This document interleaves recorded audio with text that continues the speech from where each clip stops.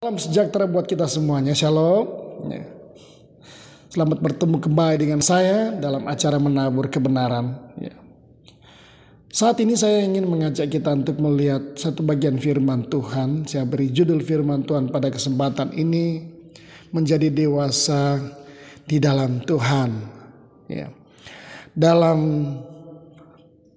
firman Tuhan yang akan saya sampaikan pada saat ini, saya melandasi di dalam surat Efesus pasal yang keempat ayat 11 sampai 16. Bunyinya demikian.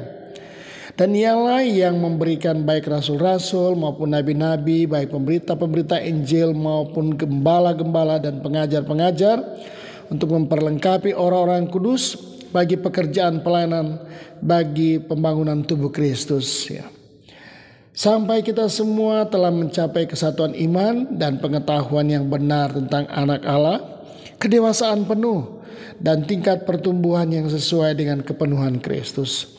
Sehingga kita semua bukan lagi anak-anak yang diombang-ambingkan oleh rupa-rupa angin pengajaran, oleh permainan palsu manusia dalam kelicikan mereka yang menyesatkan, tetapi dengan teguh berpegang kepada kebenaran di dalam kasih, kita bertumbuh di dalam segala hal ke arah Dia, Kristus yang adalah kepala.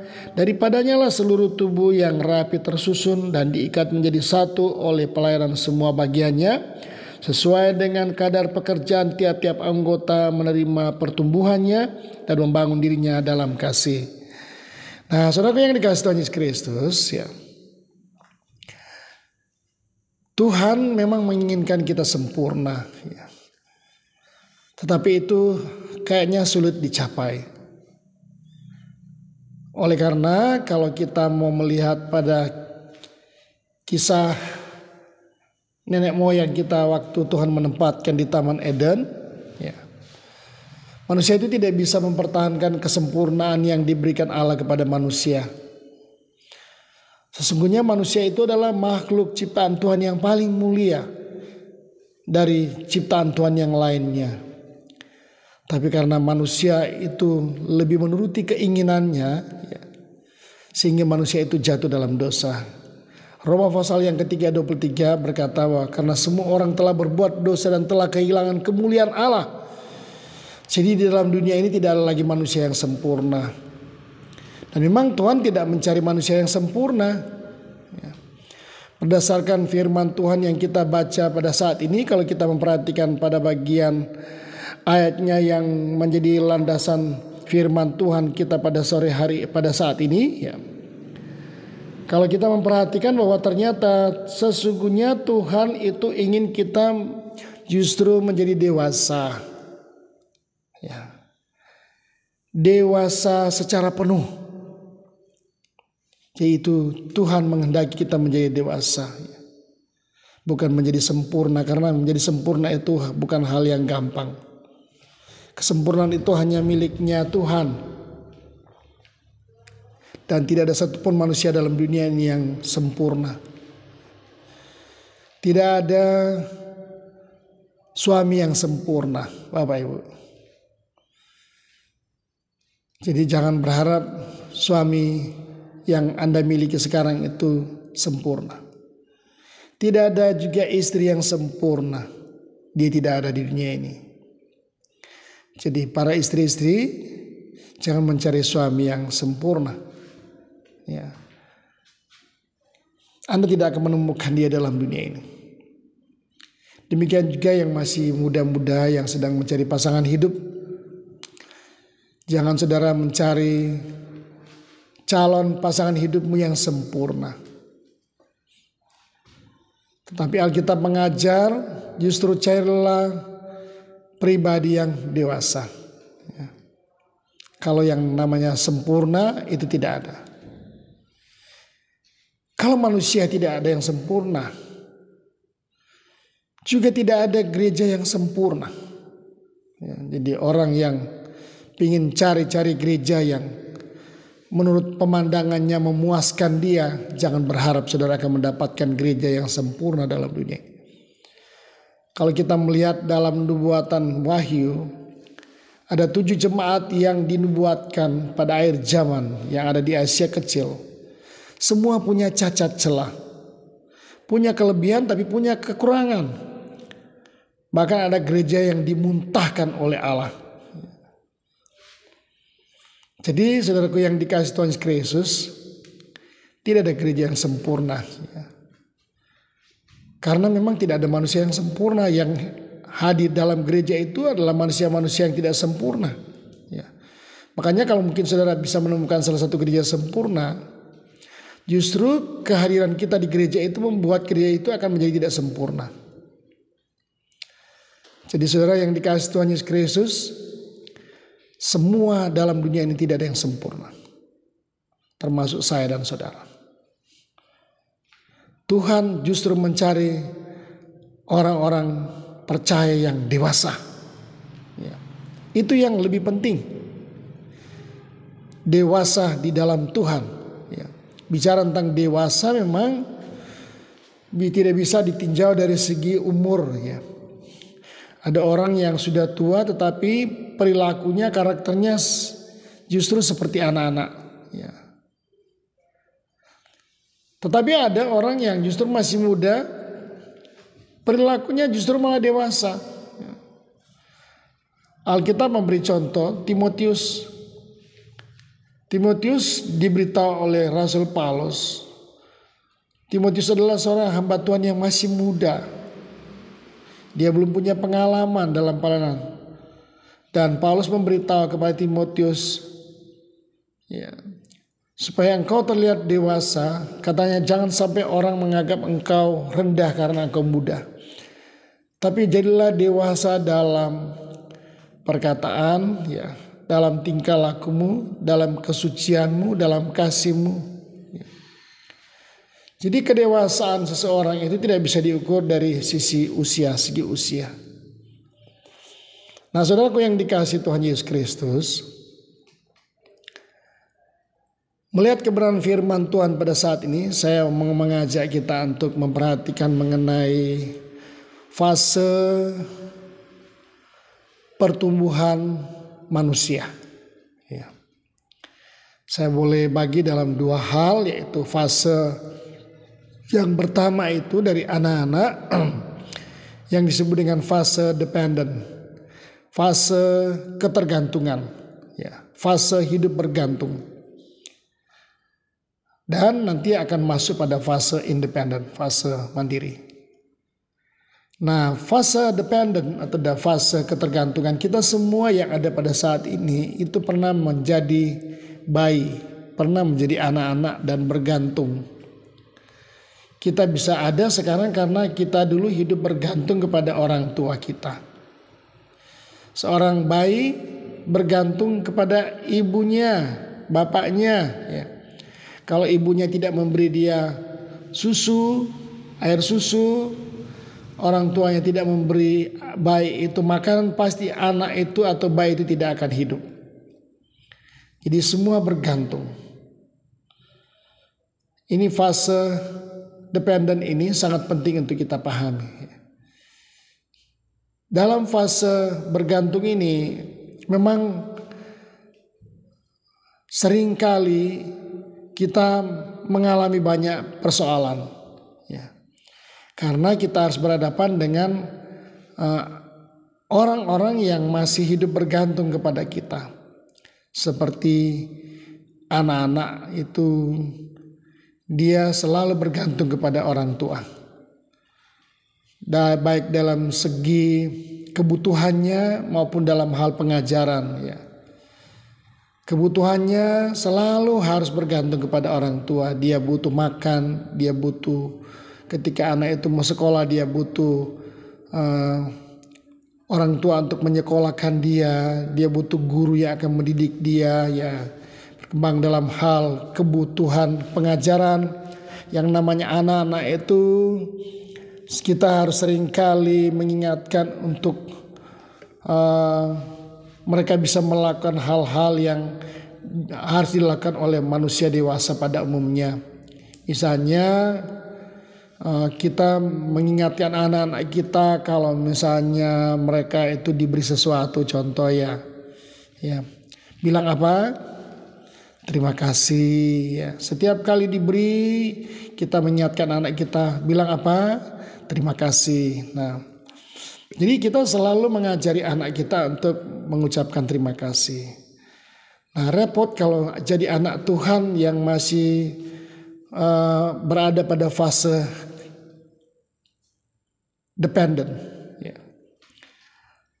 Kalau kita itu masih harus selalu diajari mengenai terima kasih ya. Kita belum mengerti yang namanya terima kasih atau ada kesadaran untuk berterima kasih. Misalnya ketika kita diberkati Tuhan, kita lupa berterima kasih kepada Tuhan. Ketika kita mendapatkan sesuatu, kita lupa daratan. Kita tidak ingat siapa yang memberkati kita. Dalam fase dependent ini memang membuat banyak orang itu kadang frustrasi. Karena kalau harus diingat-ingatkan selalu ya. Seperti misalnya sudah makan belum? Ya.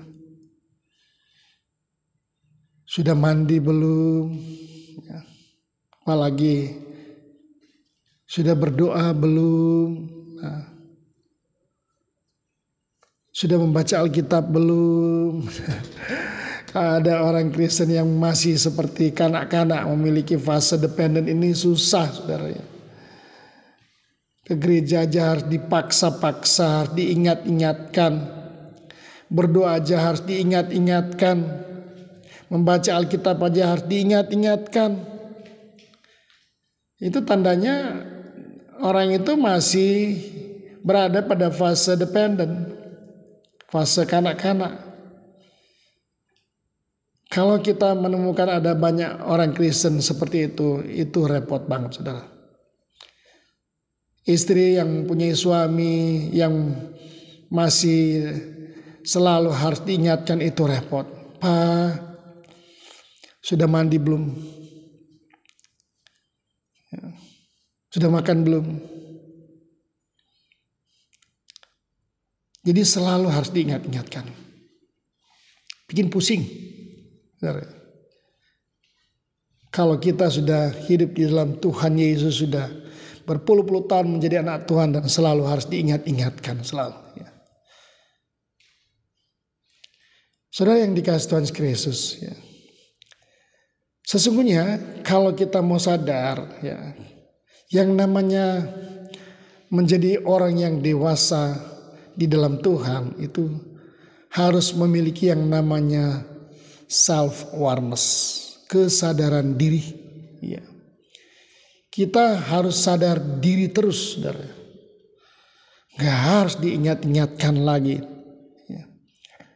Gak harus dituntun lagi. Ya. Kita ngerti-ngerti sendirilah. Ya. Misalnya kalau kita makan, gak harus minta diambilkan makan. Ya. Harus menyuruh-nyuruh.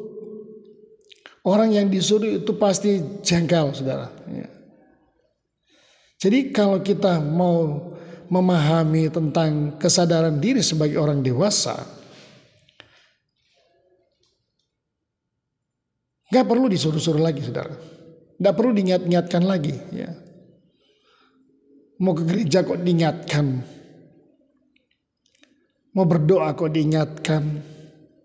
Mau memberi kok diingatkan. Sadar dirilah. Kita sudah diberkati, tidak usah diingatkan lah.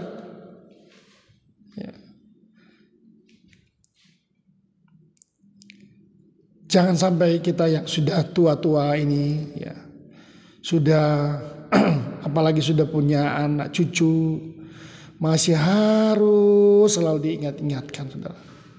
Belum punya kesadaran diri. Repot, saudaranya. Kalau saudara punya suami seperti itu, kesel. Saudara punya istri seperti itu, kesel. Karena belum punya kesadaran diri untuk dewasa. Masih selalu harus diingat-ingatkan. Nah, itulah ciri-ciri orang yang masih hidup bergantung masih berada pada fase dependent, fase kebergantungan. Yang berikutnya saudaraku yang dikasih Tuhan Yesus Kristus, kalau kita mau sadar tentang pribadi yang dewasa, saudara, apa yang disampaikan oleh firman Tuhan di sini, ya, bahwa sesungguhnya kalau orang yang sudah dewasa itu, dia harus meninggalkan yang namanya sifat kekanak-kanakan. Ada satu ayat yang perlu kita renungkan lagi, ya.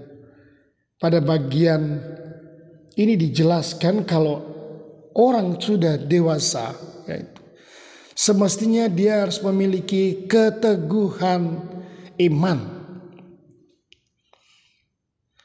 Artinya tidak gampang diombang-ambingkan, ya. Tidak gampang dipengaruhi dan terpengaruh. Ya. Ada banyak orang Kristen sekarang itu yang masih memiliki sifat kanak-kanak, gampang terpengaruh, gampang dipengaruhi. Contoh dalam hal pengajaran seperti yang terjadi di Efesus, ya. Paulus sampai memberitahu seperti ini, Bapak Ibu. Jadi kalau kita memiliki kedewasaan penuh dan tingkat pertumbuhan yang sesuai dengan kepenuhan Kristus, sehingga kita bukan lagi anak-anak yang diombang-ambingkan oleh rupa-rupa angin pengajaran. Ya. Jadi kalau orang dewasa rohani, dia tidak akan mudah terpengaruh dengan yang namanya berita, terutama mengenai pengajaran. Nah, di Efesus, orang-orang Kristen di Efesus ternyata mereka dikatakan oleh Paulus masih seperti kanak-kanak dalam hal kerohanian. Di Efesus itu ada beragam pengajaran yang sebenarnya menyesatkan iman Kristen. Contoh, saudara, di Efesus itu memang ada banyak orang Kristen yang masih sulit meninggalkan yang namanya tradisi penyembahan kepada Dewi Artemis, ya. Dewa paling terkenal di Efesus adalah Dewi Artemis, Dewi kesuburan. Ada banyak orang Kristen yang sudah percaya Yesus, mereka masih sulit sekali meninggalkan yang namanya tradisi-tradisi penyembahan kepada berhala-berhala mereka yang lama, ya. Bahkan kalau saudara membuka dalam kitab Wahyu pasal 2, ya, ada salah satu ajaran yang dibenci oleh Tuhan yang disampaikan oleh kitab Wahyu pasal yang kedua, yaitu ajaran dari salah seorang Yahudi yang sudah bertobat yang bernama Nikolaus. Kalau saudara memperhatikan di sini, ya, dalam Efesus pasal yang kedua dikatakan seperti ini, ya. Tetapi ayat 6, ini yang ada padamu, yaitu engkau membenci segala perbuatan pengikut-pengikut Nikolaus yang juga kubenci. Ya. Jadi kalau kita memperhatikan di sini, ternyata di Efesus itu ada ajaran dari orang yang bernama Nikolaus ini. Dia adalah seorang Yahudi yang sudah percaya Yesus, tapi dia masih memberi pengajaran yang menyesatkan iman Kristen. Pengajaran Nikolaus ini adalah pengajaran yang bertujuan sebenarnya mencampur adukkan ajaran, ya. Jadi menurut Nikolaus, orang boleh percaya kepada Yesus Kristus, tetapi orang juga boleh percaya kepada yang namanya ilmu-ilmu perdukunan. Ya. Orang boleh percaya kepada Kristus, tapi orang boleh juga melakukan persinahan. Kita tahu bersama bahwa di Efesus itu ada kuil yang terbesar, ya. Kuil itu berisikan para pelacur-pelacur bakti, ya. Dan ternyata ada banyak orang-orang Kristen yang sesungguhnya masih senang pergi ke tempat-tempat seperti itu.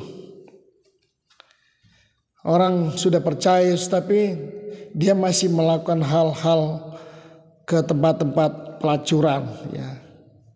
Hidup dalam persinahan. Saudara perhatikan ajaran Nikolaus, katanya dibenci oleh Tuhan. Orang Kristen tapi masih hidup dalam perjudian. Ya. Ada banyak orang Kristen yang ditangkap, dimasukkan ke penjara karena kasus perjudian, sabung ayam dan melakukan hal-hal perjudian yang ditentang oleh pemerintah. Setelah ketangkap ternyata lihat KTP-nya orang Kristen. Kan malu-maluin. Kita sudah percaya Yesus tapi kita ternyata masih melakukan hal-hal yang tidak diperkenankan oleh Tuhan. Orang Kristen boleh pergi berobat ke dukun-dukun. Orang Kristen boleh pergi cari pertolongan kepada orang-orang yang disebut dengan paranormal. Para peramal-peramal, ya, ahli nujum, ilmu perbintangan, ya. Percaya kepada horoskop. Ada banyak anak-anak muda sekarang.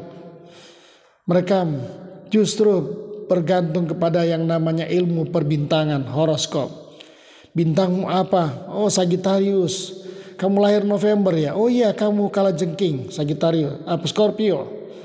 Kamu lahir apa? Mei. Oh, kamu apa? Libra. Kamu Virgo. Saudara yang dikasih Tuhan Yesus. Anak-anak muda saya ingatkan saudara.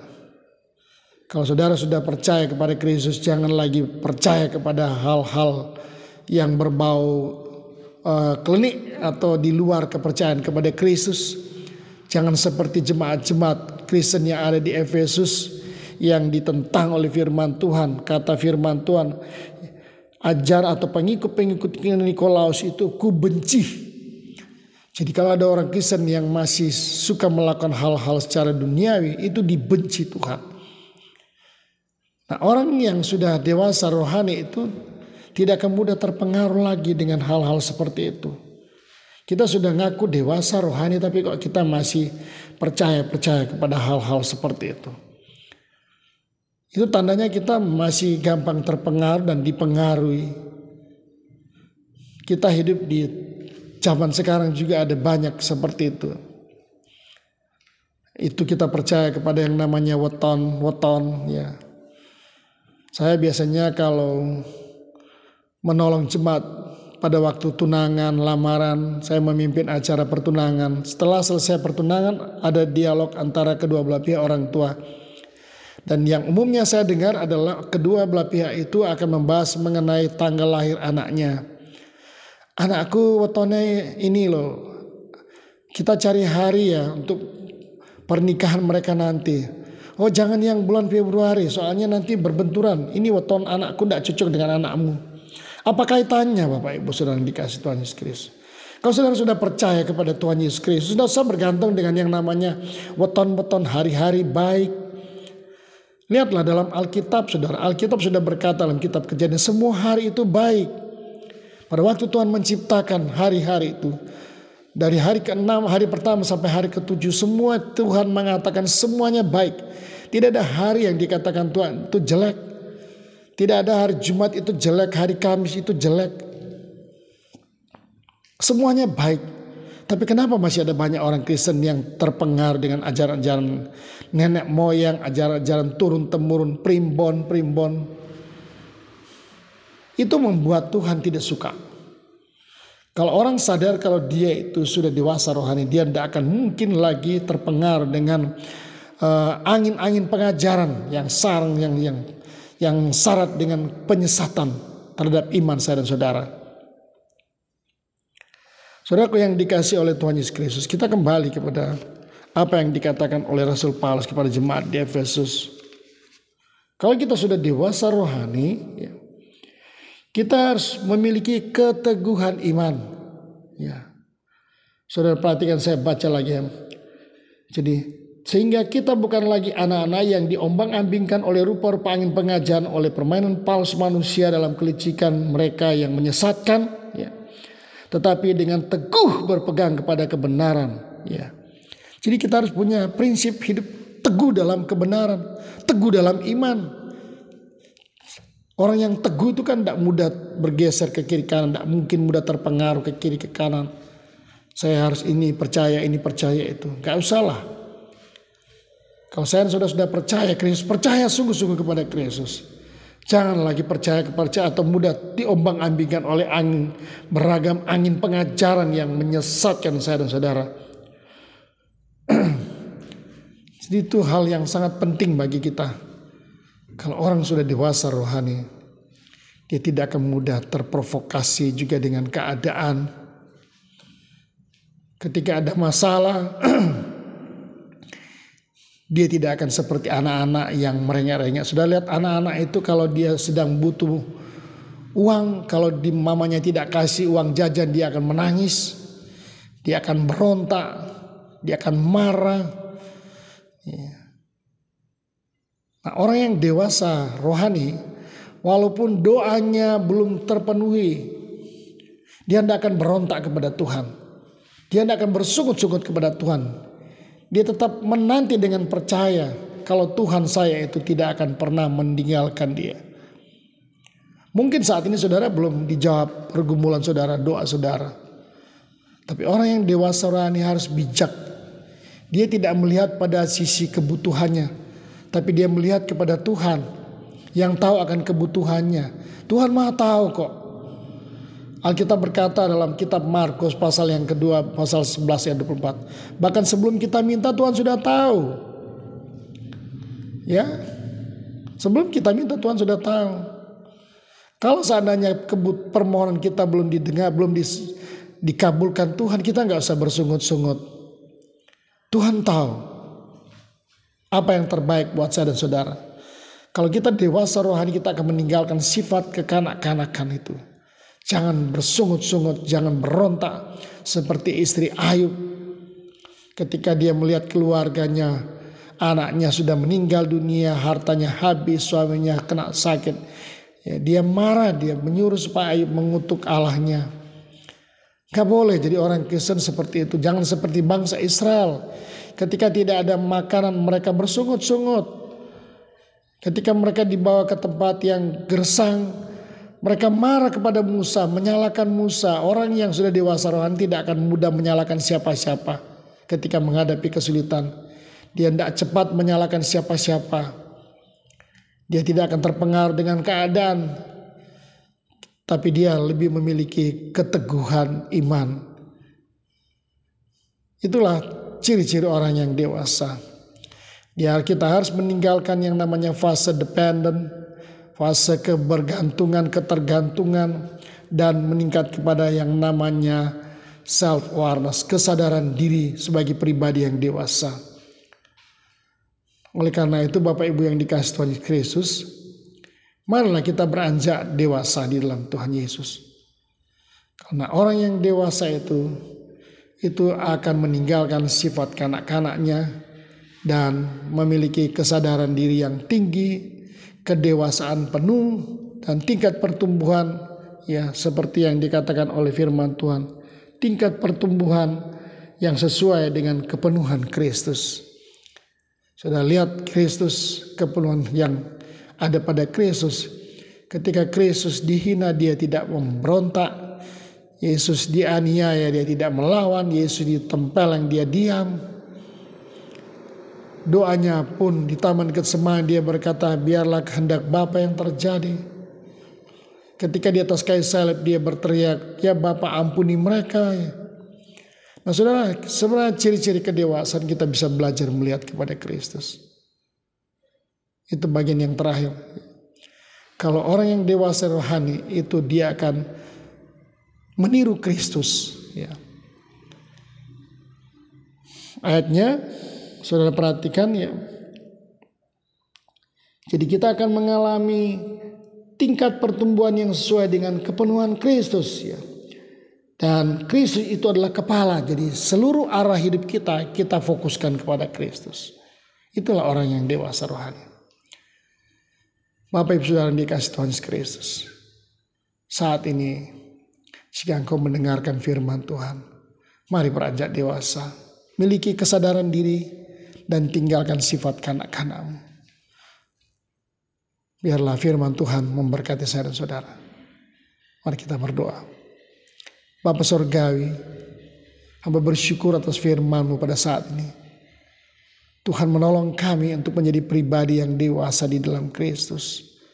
Dan untuk berusaha meninggalkan sifat kanak-kanak. Dan beralih kepada pribadi yang dewasa di dalam Kristus. Tuhan memberkati kami semua yang mendengarkan firman Tuhan pada saat ini. Jika ada di antara kami yang saat ini masih sulit meninggalkan sifat kanak-kanak, mampukan mereka untuk menjadi pribadi yang dewasa di dalam Kristus. Sehingga mereka tidak akan merepotkan banyak orang, bahkan merepotkan Tuhan. Oh Tuhan, terima kasih Tuhan Yesus. Biarlah firman Tuhan pada saat ini memberkati kami semuanya. Di dalam nama Yesus Kristus, kami bersyukur kebenaran firman-Mu pada saat ini. Haleluya. Amin. Terima kasih. Biarlah Tuhan terus menolong saya dan saudara untuk melangkah ke arah kedewasaan Kristus. Tuhan Yesus memberkati kita semuanya. Shalom.